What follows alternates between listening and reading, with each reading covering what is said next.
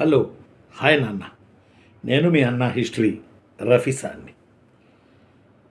ఈరోజు కాకతీయులకు సంబంధించి మీ డౌట్లు క్లియర్ చేస్తాను. చేయబోయే ముందు మనం నిన్న వీడియో పెట్టాము, క్లాసు 499 రూపాయలకే కోర్సు అని చెప్పి. మీరు ఈ కోర్సు తీసుకోండి. ఇప్పటి నుంచో నన్ను మీరు అందరూ అడుగుతున్నారు, సార్ ఫీజు తగ్గించండి అని. నేను మన కేజెట్ ఆన్లైన్ క్లాసెస్ మేనేజ్మెంట్తో మాట్లాడి నేను ఫీజు తగ్గింపజేశాను మీ కొరకు మాత్రమే. మీరు ఈరోజు రేపుతో ఆ యొక్క ఆఫర్ అయిపోతుంది. కాబట్టి వెంటనే ఆ కోర్స్ తీసి పెట్టుకోండి. నా టార్గెట్ ఏంటంటే 75కి 70 దాటించాలి ఏపీ హిస్టరీ. అప్పుడే నాకు మీరు డైహార్ట్ ఫ్యాన్స్. నా డైహార్ట్ ఫ్యాన్స్ ఎప్పుడు అనిపించబడతారు మీరు అంటే జాబ్ కొట్టినప్పుడు. అప్పుడే నేను సంతోషపడతా. కాబట్టి ఆ కోర్సు తీసుకోవడానికి నెంబర్ ఒకసారి చెప్తాను. నిన్న ప్రీవియస్ వీడియోలో కూడా చెప్పాను. 9866414200 9866414200 ఈ నెంబర్కి మీరు కాల్ చేసి కోర్స్ తీసేసుకోండి. సరే, ఇప్పుడు నేను చెప్పేవన్నీ ఆ కోర్సులో ఉంటాయి, బట్ కొన్ని హైలైట్ చేస్తూ మీకు మళ్ళీ నేను చెప్తా ఉన్నా. Not only history course, test series కానీ, లైవ్ రికార్డెడ్ క్లాసులు కానీ, బట్ అంతకన్నా మించి మిగతా సైన్స్ అండ్ టెక్నాలజీ కానీ, మన గణపతి వెంకటేశ్వర సార్ అకాడమీ కానీ, చైతన్యదేవ్ సార్ కానీ అందరి తక్కువ అమౌంట్కి పెట్టించడం జరిగింది. దాన్ని మీరు ఉపయోగించుకోండి, ఖచ్చితంగా ఉపయోగించుకోండి. రేపు వరకే ఆఫర్ అది. సరే, ఇప్పుడు నేను మీకు పాఠం చెప్పబోయే ముందు ఒకసారి మీరు అలా లైక్ చేయండి, సబ్స్క్రైబ్ చేయండి, షేర్ చేయండి. ఇక స్టార్ట్ చేస్తా. చాలామంది వాట్సాప్లో కామెంట్లో ఏం పెట్టారంటే, నిన్న కామెంట్లు పెట్టమన్నాను కదా, కాకతీయులు అడ్మినిస్ట్రేషన్ చెప్పగలరా సార్ అని అడిగారు. అసలు కాకతీయులు అడ్మినిస్ట్రేషన్ చెప్పబోయే ముందు అసలు కాకతీయుల్లో కొన్ని కన్ఫ్యూజన్ విషయాలు ఉన్నాయి, అవి చెప్పండి సార్ అని ఈరోజు 5-6 అబ్బాయిలు అమ్మాయిలు వాట్సాప్ గ్రూప్లో నాకు మెసేజ్ చేశారు. సార్ అసలు కొన్ని మాకు ఎంత చదివినా కన్ఫ్యూజ్ అవుతున్నాయి సార్, ఒక్కొక్క బుక్లో ఒక రకంగా ఉంది, ఆ కన్ఫ్యూజ్ దయచేసి కొంచెం క్లారిటీ చేయండి సార్ ప్లీజ్ రఫీ సార్ అని అడిగారు. అందువల్ల నేను మీకు చెప్పడానికి ప్రయత్నం చేస్తున్నా, చెప్తాను ఇప్పుడు. దయచేసి ఒక లైక్ చేయండి చాలు, సబ్స్క్రైబ్ చేయండి, షేర్ చేయండి. సరే, ఫస్ట్ పాయింట్ ఏంటో తెలుసా? మీరందరూ అంటే ఈ డౌట్లు సీరియస్గా మీరు చదువుతుంటే వస్తాయి, లేకపోతే రావు. అర్థమైందా చెల్లెళ్ళు, తమ్ముళ్ళు, నాన్న, చిన్నలు? సీరియస్గా చదువుతుంటే ఈ డౌట్లు వస్తాయి, లేకపోతే సబ్జెక్ట్లో రావు. కాబట్టి సీరియస్గా చదువుతున్న వాళ్ళే నాకు ఈ మెసేజ్లు పెడుతున్నారని నాకు అర్థమవుతుంది. ఎందుకంటే సబ్జెక్ట్లో వాళ్ళు ఒక స్థాయికి చేరుతున్నారు అనేది యాజ్ ఏ హిస్టరీ ఫ్యాకల్టీ మెంబర్గా నాకు తెలుస్తూ ఉంది, యాజ్ అసిస్టెంట్ ప్రొఫెసర్గా. ఫస్ట్ ఏంటంటే ఎప్పుడు కన్ఫ్యూజను, కాకతీయ వంశ మూల పురుషుడు ఎవడు sir? Confusion number 1. Confusion and clarity ఈ వీడియోలో మనం వెళ్దాం. కాకతీయ వంశ మూల పురుషుడు కొంతమంది బేతన అంటున్నారు, కొంతమంది గుండన అంటున్నారు, కొంతమంది వెన్న భూపతి అంటున్నారు.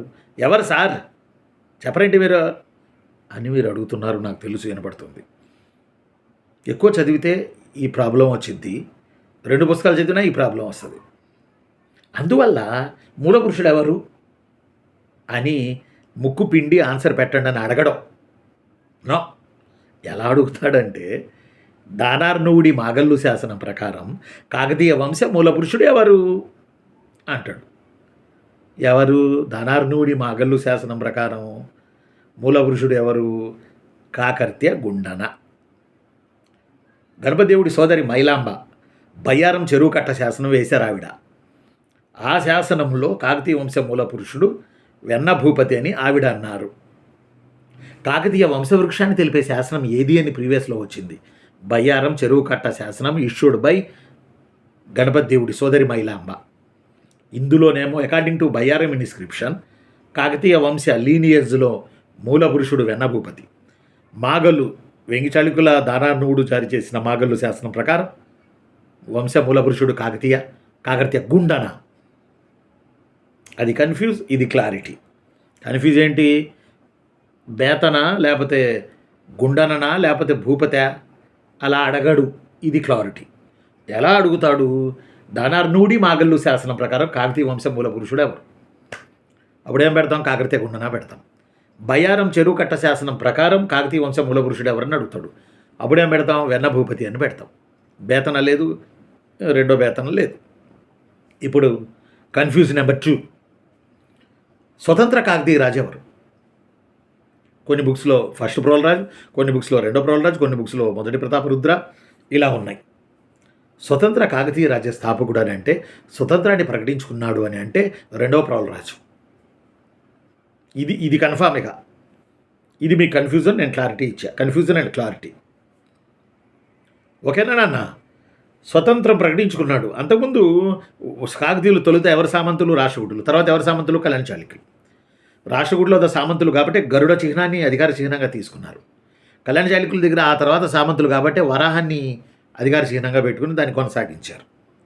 రాష్ట్రకూటులు ఫుల్ లెంత్ జైనం దక్షిణ భారతదేశంలో, అందువల్ల కాకతీయులు తొలుత జైన మతస్థులు. ఎసర్టేషన్ అండ్ రీజనింగ్ అన్నప్పుడు ఇలా వాళ్ళు జైన మతం జాతస్థులైన రాష్ట్రకూటుల దగ్గర ఉన్నారు కనుక వాళ్ళ జైనాన్ని వీళ్ళు కూడా తీసుకున్నారు. మొదటి రాజులు గుండన, బేత, ఏరియా, వెన్నభూపతి కావచ్చు, మొదటి వాళ్ళు వరకు. కాబట్టి వీఆర్ వెరీ క్లియర్. నేను మీ అన్న హిస్టరీ ఆఫీసర్ని. రెండవది క్లియర్ అయింది. రెండవది ఏంటి? స్వతంత్ర పాలకుడు, రెండవ ప్రోల్రాజు. నెక్స్ట్ మూడో కన్ఫ్యూజన్ మీకు. సార్ నాయకర వ్యవస్థ ఎవరు ప్రవేశపెట్టారు? మంచి ప్రశ్న. అంతకుమించి పిచ్చ కన్ఫ్యూజన్ ఇది. నాయంకర వ్యవస్థ introducer to only Rani Rudramadevi, not Ganapati. Please, why Rani Rudrama introduced Nayankara? Rani Rudrama కాలానికి దేవగిరి యాదవులు ఇంకా చుట్టుపక్కల ఉన్న వాళ్ళు దండయాత్రలు చేస్తున్నట్టే, తమిళనాడు నుంచి వచ్చి దండయాత్రలు జరుగుతూ ఉంటే ఆమె దండయాత్రల మీద దృష్టి పెట్టలేకపోవడం వల్ల ఆవిడ కొంతమంది నాయంకరులను తయారు చేసుకుని వాళ్ళకి భూములు ఇచ్చి వాళ్ళ ద్వారా తన రాజ్యాన్ని కాపాడుకుంది. అందులో రెడ్డి, కమ్మ, కాపు, వెలమ, చౌదరి వీళ్ళందరూ ఉన్నారు ఆ 72 మంది నాయంకరులలో. కాబట్టి we are very clear. Nayankaram system introduced by Rudrama. దీన్ని పటిష్టం చేసింది రెండవ ప్రతాపరుద్ర. అంతే. ఈ నాయంకర వ్యవస్థ కాకతీయుల పరిపాలనలో భాగమా? నాలుగవ కన్ఫ్యూజన్. చిన్నులు, తమ్ముళ్ళు, నాన్న తిన్నారా మధ్యాహ్నం? లేదా? గట్టిగా తినాలి. చదివే వాళ్ళకి ఎక్కువ ఆకలి అవుతుంది. చదివే వాళ్ళకి, పొలంలో పనిచేసే వాళ్ళకి బాగా ఆకలి అవుతుంది. నేను డిగ్రీలో పొలం పని చేసేటప్పుడు మా అమ్మ రోటి పచ్చడి తీసుకొచ్చేది. ఎంత అన్నం తినేవాళ్ళం పని చేసి పొలంలో ఆ మట్టి చేతులతోనే. రోగాలు లేవు, రోపులు లేవు, బురద చేతులతోనే తినేసేవాళ్ళం అట్టట కడుక్కొని. ఇప్పుడేమో జాగ్రత్తగా తింటున్నా కానీ వచ్చి పడతా ఉన్నాయి. డిగ్రీ వరకు పొలం పనులు చేశాను నేను కూడా. మా డాడీ మా మమ్మీ చేయించారు మాతో. మా డాడీ స్కూల్ మాస్టర్ అయినప్పటికీ పొలం పని మాతో చేయించారు. వీళ్ళు అన్నీ తెలుసుకోవాలి, నేర్చుకోవాలండి. సరే నీయావు ఎక్కడున్నా మన నాయంకర వ్యవస్థ. నాయంకరులు పరిపాలన భాగస్వాములు కాదు. పరిపాలన అంటే కాకతీయులు నాడు తర్వాత విషయము మండలం మీద ఉంది, చివరిది గ్రామం. ఇది పరిపాలనా సెట్టింగు. నాయంకర పరిపాలనా సెట్టింగ్లో ఉండదు, అది సపరేట్ సినిమా. అలానే లెంకలు కూడా కాకతీయుల పరిపాలనలో ఉండరు. కాకతీయుల రాజుకి బాడీ గార్డ్స్ లెంకలు. రాజు చనిపోతే రాజు కోసం చనిపోతారు, రాజుని ప్రాణాలు తెగించైనా సరే కాపాడతారు. ఇది కాలడ్ యాజ్ ఎ లెంకాస్ కూడా అడ్మినిస్ట్రేటివ్ పార్ట్లో, కాకతీయాస్ అడ్మినిస్ట్రేటివ్ పార్ట్లో భాగం కాదు. లెంకలు కూడా భాగం కాదు, నాయంకర్లు కూడా భాగం కాదు. భాగం ఎవరయ్యా అంటే గ్రామాలను పాలించిన 12 మంది అయ్యవార్లు, వాళ్ళలో రెడ్డి, కరణం, తలారి అని ఉన్నారు. అలానే అలానే మడివజ్జుల మండలం, దీని పాలకులు. మళ్ళీ న్యాయాధిపతులను ప్రాడ్వివాక్కులు అంటారు. ప్రాడ్వివాక్కులు వాళ్ళు న్యాయం చెప్పేవాళ్ళు.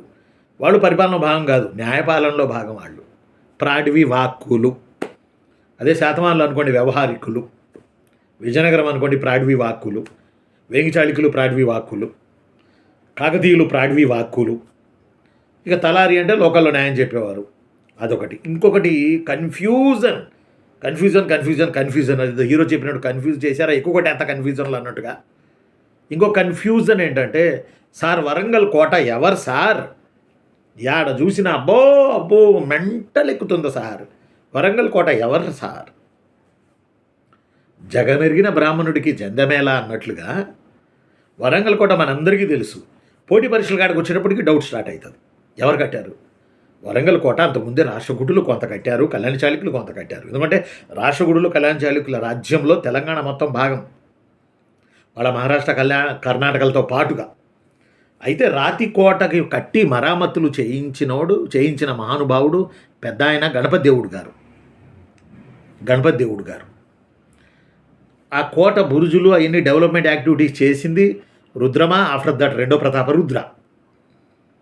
అర్థమైందా నాన్న? కాబట్టి వరంగల్ కోటను కట్టింది అని ఈ రాజనే ఉండదు. కోటను పటిష్టం చేసి రాజధానిని 1254లో హనుమకొండ నుంచి వరంగల్కి మార్చింది గణపతి. ఆ తర్వాత ఆ కోటను పటిష్టం చేసి ఒక లెవెల్కి తీసుకొచ్చింది ఇద్దరు, రుద్రమ అండ్ రెండో ప్రతాప రుద్ర. ఎవరు కట్టారు అని ఉండదు. ఒక్కొక్క రాజవంశం వచ్చి కట్టుకుంటా వెళ్తూ ఉంటారు. ఇక ఒక్కొక్క రాజవంశం వచ్చి కట్టుకుంటా వెళ్తూ ఉంటారు. ఒకేసారి కోట అంతా కట్టరు. అందువల్ల అడగరు కూడా అలా అడగడం. ఇప్పుడు మట్టి కోట ఉండేది, తర్వాత రాతి కోట అయింది, గణపతి దేవుడు కట్టాడు. దాని మీద బురుజులు, మొగసాల ఇవన్నీ కూడా వాళ్ళు ఏర్పాటు చేశారు. మొగసాల అంటే పంచాయతీ తీర్పులు చెప్పే ఒక బిల్డింగ్ని మొగసాల అంటారు.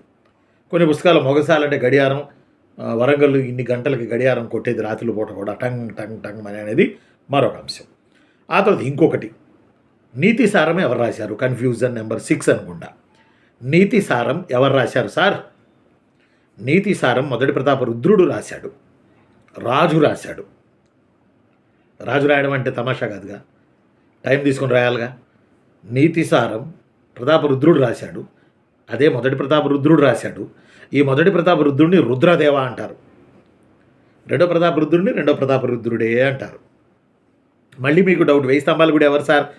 మొదటి ప్రతాప రుద్ర లేదా రుద్రదేవనా? రెండో ప్రతాప రుద్రుడా? మొదటి ప్రతాప రుద్ర లేదా రుద్రదేవే 1000 స్తంభాల గుడి కట్టించిన ఆయన. అందువల్ల రుద్రేశ్వర స్వామి ఆలయం అని కూడా 1000 స్తంభాల గుడిని మనం అంటాం. అదో కన్ఫ్యూజన్. ఇంకోటి, నాయంకరులు ఎంతమంది? 77 అబ్బో మైండ్ పోతుంది సారు.